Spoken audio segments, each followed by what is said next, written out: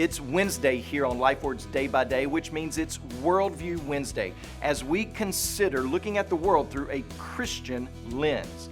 Last week, we looked at 1 Chronicles chapter 12, where we saw the men of Issachar were able to understand the times and know what Israel ought to do. Apparently, the men of Issachar were able to interpret the world events that were around them, and they did so with accuracy. They knew that Saul's kingdom was over and that it was time and the right thing to do to join ranks with David's kingdom. They had to be convinced of God's promise because it was 11 tribes versus the one tribe that David was ruling over. I mean, who wouldn't take the odds of 11 versus 1?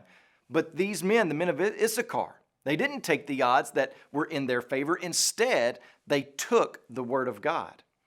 I'm sure as we consider all the strength of the other tribes being listed in terms of military might, that the men of Issachar brought to the table the reminder, the understanding that the enemy was not each other, but the Philistines were the real enemy. This ability to understand the times is not meant to be limited to a select few, just one tribe, but it's meant to be embraced by all of us. Think about all that we do understand in our times. Listen to what Jesus had to say about this. In Luke chapter 12 and verse 54, he said, "When you see a cloud rising in the west, you say at once, 'A shower is coming.' And so it happens. And when you see the south wind blowing, you say, 'There will be scorching heat,' and it happens. You hypocrites, you know how to interpret the appearance of earth and sky, but why do you not know how to interpret the present time?" In the Greek language, there are two words used for time. One word is chronos, from where we get our word chronological. It has to do with the passing of seconds and minutes and hours and days and seasons. It has to do with how we measure time. But there's another word. It's the word kairos. And this word has more to do with an opportune moment in history or a crisis moment in history.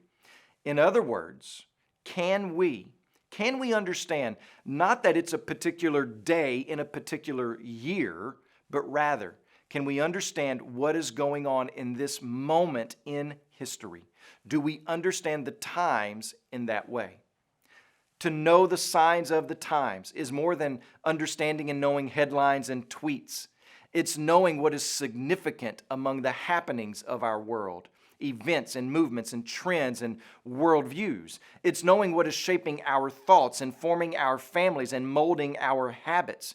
It's knowing that as human beings, we are now alive at a given moment in time, an era that is full of significance, and that we are positioned uniquely in the wider story of the world as the world moves toward the final chapter. Do you understand the times? When you pray today, please remember Doug Lee and his family, our missionaries in the Philippines. And also remember the Luo broadcast that's heard in Kenya and Tanzania.